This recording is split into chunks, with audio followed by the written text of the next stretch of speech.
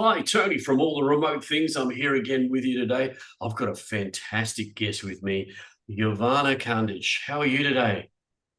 Hi, I'm great. Very excited to be here. So thank you much for having me. Oh, it's a pleasure. Today what we'll be talking to Jovana about is there are a number of products out there. And we here at Remote AF and All the Remote Things, we scan the horizon looking for these things that are working in remote. And it came to our notice a company called Coin. And we reached out and we had some conversations, and that's how Ivana has joined us today. But before we even get into that, Ivana, would you like to introduce yourself and your role within that organization? Sure. Yeah, well, as I said, I'm Jovana, and I'm currently working as a VP of customer service, so like customer experience at cake.com, formerly known as Coing, as you said. We rebranded recently, and I'm really excited about that change as well. I actually love the name cake.com, because cake is such a positive word, and I think we all need a little bit of positivity in this world at the moment.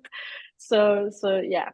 I've been with the company for, I think, about 5 years now, almost 5 years now, since the early days of our maybe most famous app, I think, Clockify.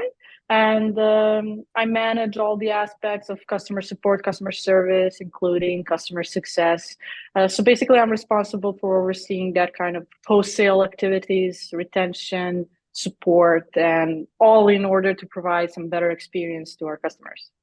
Brilliant. And I like the name Cake. No, who doesn't like cake, right? So yeah. Right, yeah. Oh, this is your Exactly. it's fantastic. Okay. So I think that's a great introduction. And you prefaced a couple of the applications that you have, and we'll talk about those as we go, which are Clockify, Pumble, and Placky. Uh, what I want to do though is talk about how did all of this come about? Where did you start from, and where did this idea? Because I think it was Clockify was the first sort of inference of moving forward. Yeah, definitely. So we started off in 2009. We worked helping other, as a software development company, helping other companies build their own products. And sometime in 2016, we used all that time working, we used a time tracking software for our own business to build clients for what we do for our own work. And in 2016, we decided it's time to replace that time tracker. Basically, it was too complex for use, even too expensive, and we figured, okay, it's time to replace it. And there's there was an idea, well, we can build it our own, like we can build it for ourselves. We need it.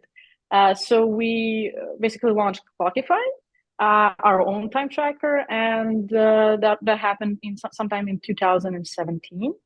Um, we made it public because we realized there are a lot of potential in this software, in this app, and we made it public for use for other users. It gained quite a lot of users in its early stages. I think maybe like 20,000 people in the first month or so already joined up, and in 2019 we had 1 million users already on Clockify. Yes, and I will preface something with Clockify because you call it a tracking app, but let's be really clear. It's not about tracking the minute details of what people do in that remote sense, right? It's about how you actually you look at the work that you do and how you track the work and how you can build and etc. Correct? Yeah, it can be used like to track all the minor details, yeah, but the overall use case definitely is not about that. Basically, I think the beauty of Clockify and basically a time tracking app is it can be used by anyone for a lot of purposes.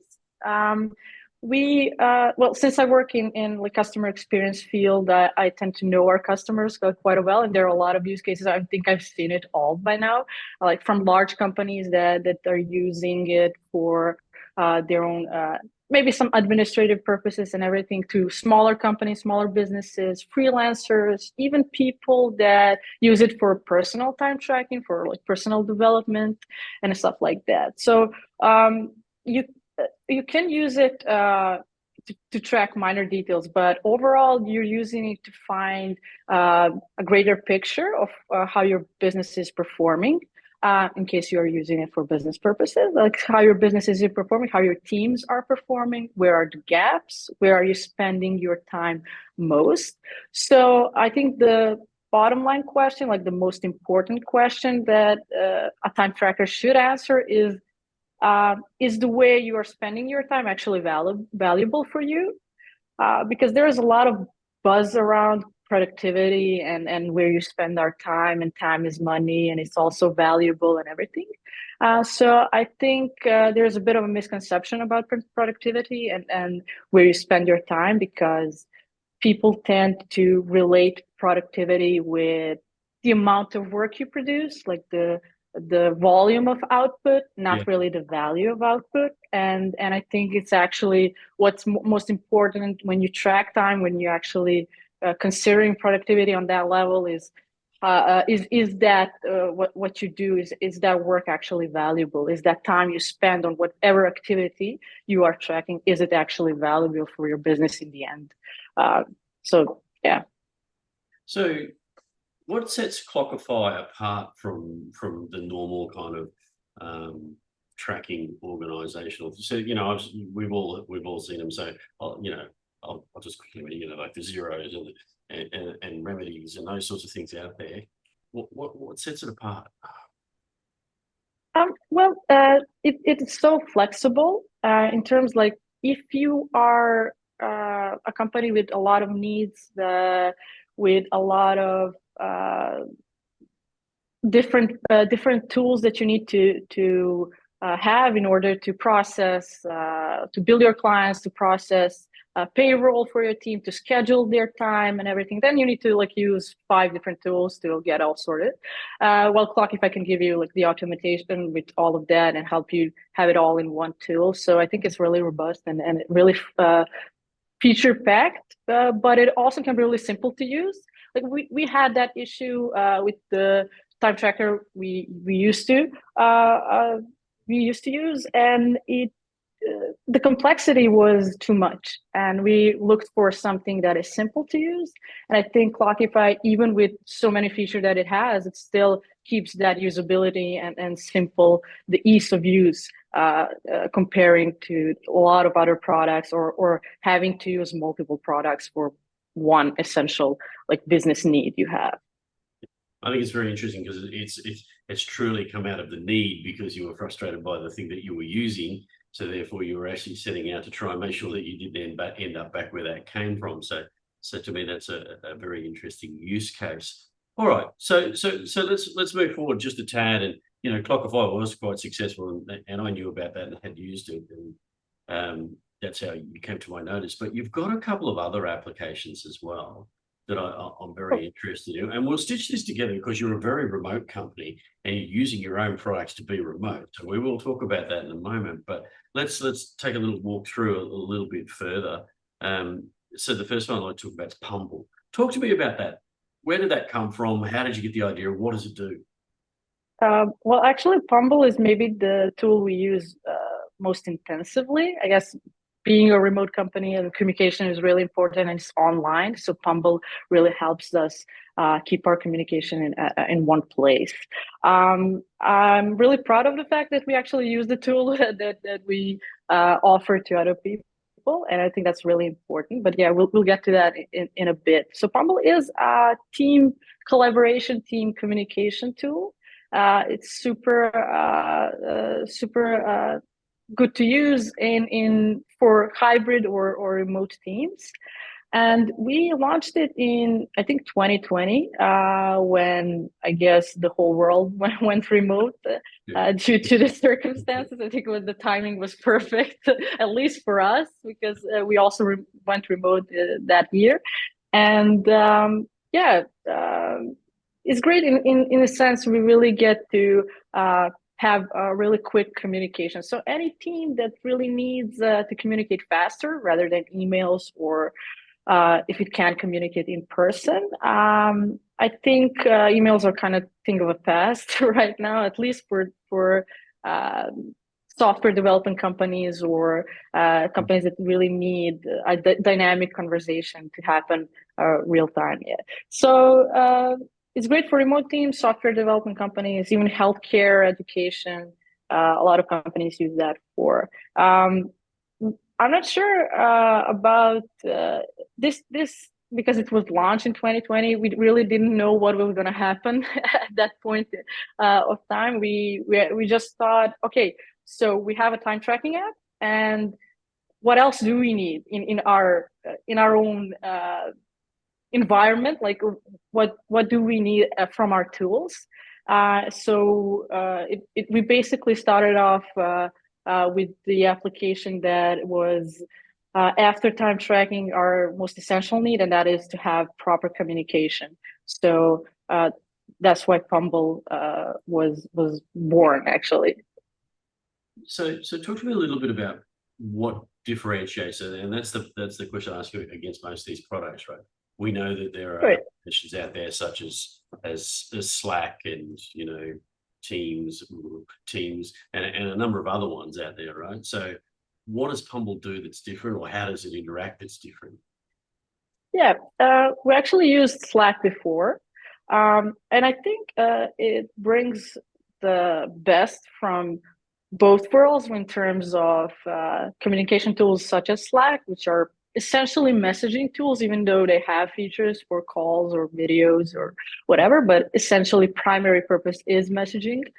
But also tools such as Google Meet, Zoom, tools that are essentially like video meetings, calls, or stuff like that. So I think it brings out the best from both because it's really simple to use, but has all the features in reliable and sense. So I think that this is what sets us apart.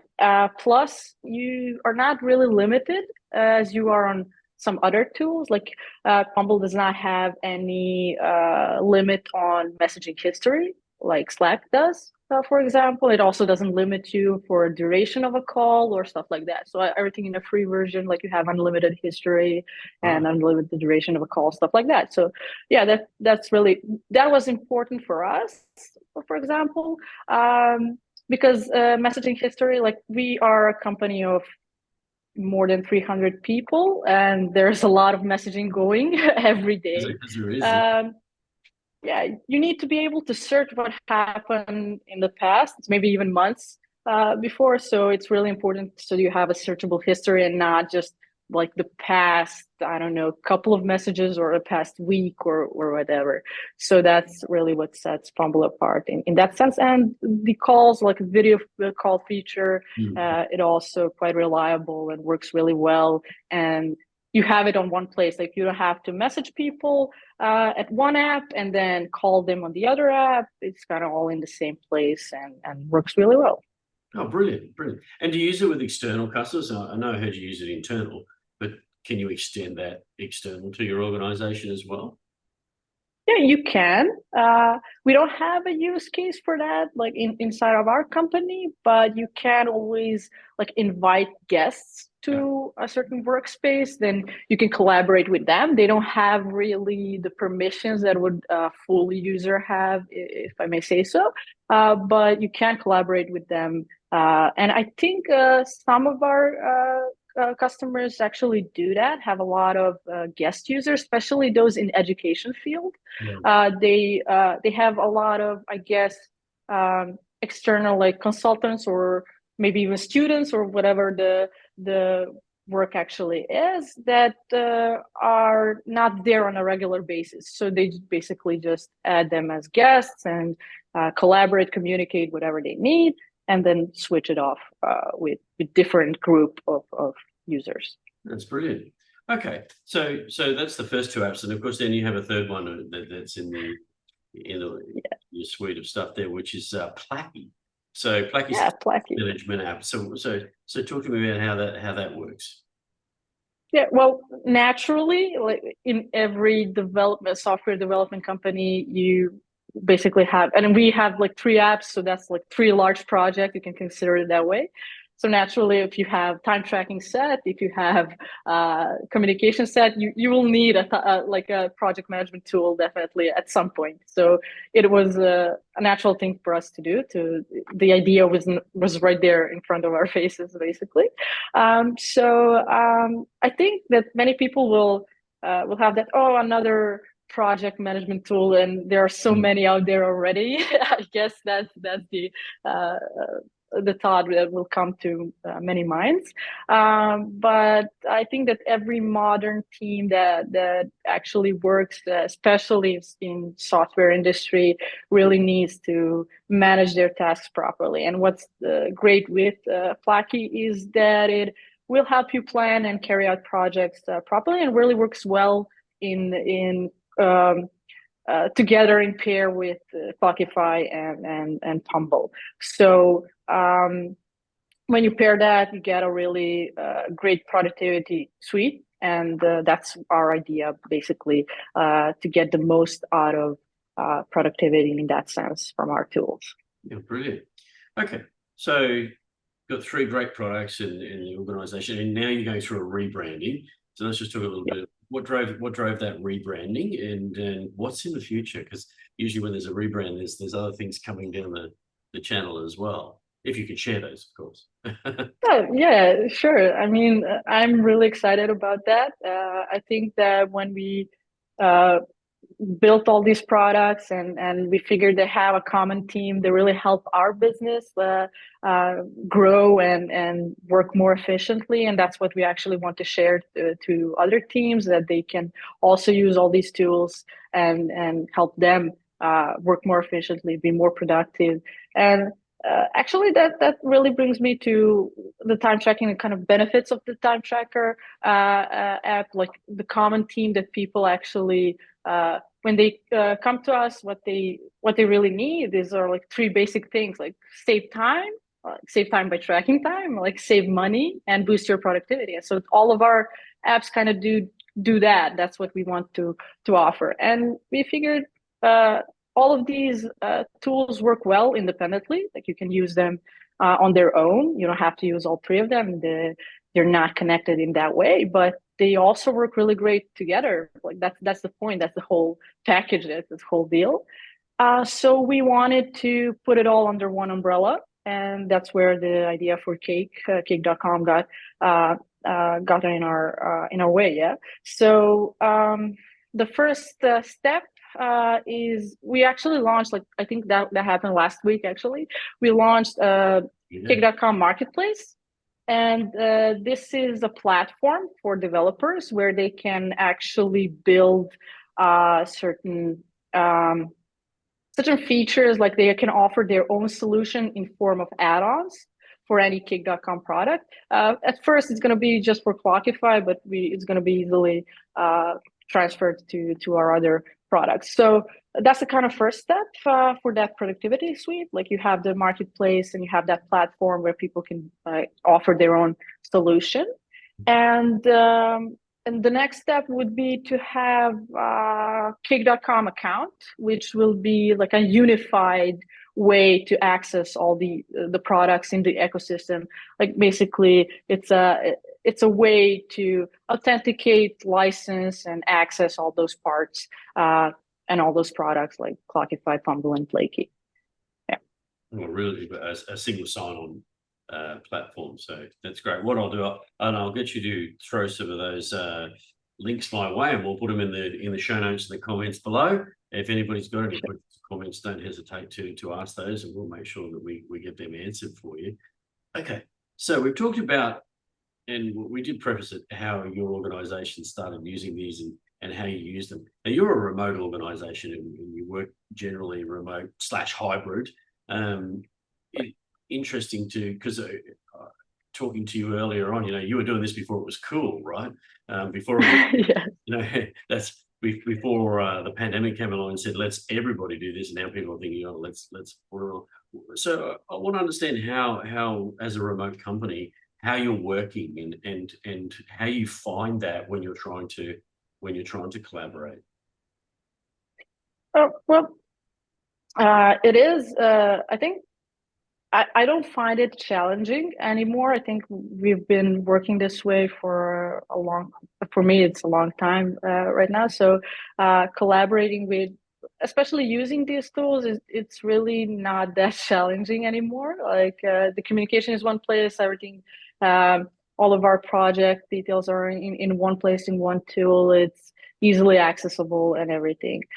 We are a remote first company. We do have offices and people can really come to a place and collaborate live if it's necessary. But most people are really just communicate online, and we have virtual meetings and everything. So I think that we are kind of conquered that remote thing already.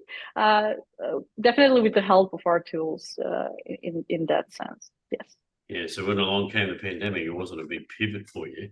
But I Yeah. think the big question for me there is, so you've been doing that in remote for some time. Do you still make an effort to bring people in and have a physical catch up? Is there a sense of that connection that you need to recharge? Yes, we do. I think like this is definitely for like our HR team is having all the work regarding that. Like teams do tend to come together and collaborate in the office, especially uh, if it's something like a large project, like a large feature that we are setting up. People tend to do the planning maybe live and stuff like that. We do have in terms like socialization, like we have a one big event a year that we all everyone from the company just tries to come together, and that's something that we definitely think it really helps people get to know each other, especially since we are growing really fast. A lot of people come in every day. It's kind of hard to keep in touch with everyone. Personally, I really struggle with getting to know everyone. I really like to know people, especially those that I work closely with. But if you know, when you grow really quickly, it's kind of hard to be in touch with everything. We do have a lot of like activities that will help us uh, uh, get to know each other a little bit better. Some of them are online, some of them are live. Every team has its kind of own vibe, I think, and every team likes to um, socialize a bit of a different way. But we have something that is structured in the company, something that we definitely do regularly, but we have also informal meetings. I think there are some development teams that actually like come to the office every week, like once a week, and just collaborate. But it's all on their own accord. Brilliant. Okay, so the other question I want to ask you around that is, so in your role, you're a VP like me, so you obviously got other people that you lead, and Yes. how's your leadership style had to change with being remote versus being in a physical sense? Because that's, you know, as a leader, that changes some of the things that you need to do. Yes, I think I had it. I had the easy way because my teams were always kind of remote. I lead. My first team was the support team, and since we offer like 24/7 support, that means that my team works in shifts, and so we are available at any time. And obviously, people that work some shifts that they won't be able to come to the office, so they essentially work remote. So I had to like build my own leadership style with that. So it wasn't really a change for me that much. I actually adapted with the process, and I think that it worked really well because when the whole company actually went remote, I already had a head start on that. So yeah, it was fine. I think I had it a bit easier than others. But I think it is challenging for people because when you have to communicate online, when you don't have that physical touch, like you are definitely, you can misinterpret some messages. You can you could spend too much time on calls because you don't get that chance to discuss something live. So there are challenges even in terms of leadership, but even in terms just of collaboration, it is sometimes challenging. I feel that it's easier or at least faster to solve certain things when you're live. That's why I think it's important to have at least some parts happen live, like some parts of planning of a project or something like that should happen live. But some companies or some teams do not have that luxury, and then essentially they all do it online, and it can also work as well. Great. So if I was to ask you, I know I'm putting you on the spotlight here, what would be your top three things to say to people who are leading in a remote way that you've learned? Oh, top three. Uh, give me a second to I threw that at think about it. you. Yeah, you have. I think the first one is to always remember that uh, those are like whatever the business needs are and whatever the end goal is, you are still working with people, and even if you are communicating online and if you don't see them face to face, those are all people with their own uh, world happening around them. And I think it's really important not to forget that because we tend to a little bit, I get to dissociate a little bit when we are not close enough. So that would be maybe the first thing. The second one,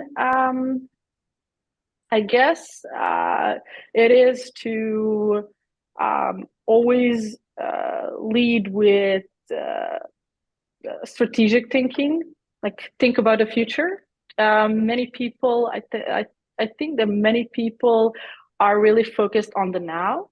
We were put in a position where you need to react first, and if you're a leader, you always need to make decisions quickly, and that can put a lot of pressure on doing things instinctively and not really having that end goal in mind, not having that strategic thinking, not thinking about the future, not thinking how could it impact your company, your team, and everything. I think that people should, at least leaders, should have in mind that even whatever happens right now, it should you should always focus how can that affect you in the future, you and your team, definitely. And the last one, the third,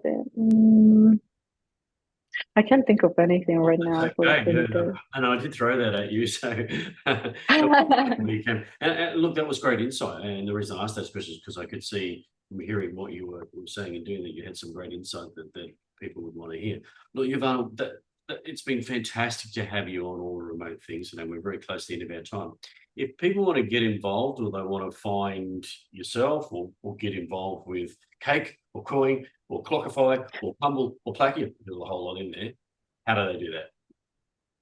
Well, I think I mentioned the word cake like so many times. Like I feel like eating one now. So I think that's really simple. I definitely, in order to find us, just type in cake.com and everything will be there. Definitely, every product is already put out there. You can then find all the other products through cake.com. Definitely. We're very close to the end of our time, as I said, and fantastic to have you on. For those who are listening, don't forget remoteaf.co, hit the community button, join our remote community where we have many of these clips and we talk about many of these things. It's been fantastic to have you on today. Thank you so much, Jovana. Thank you. Thank you for having me.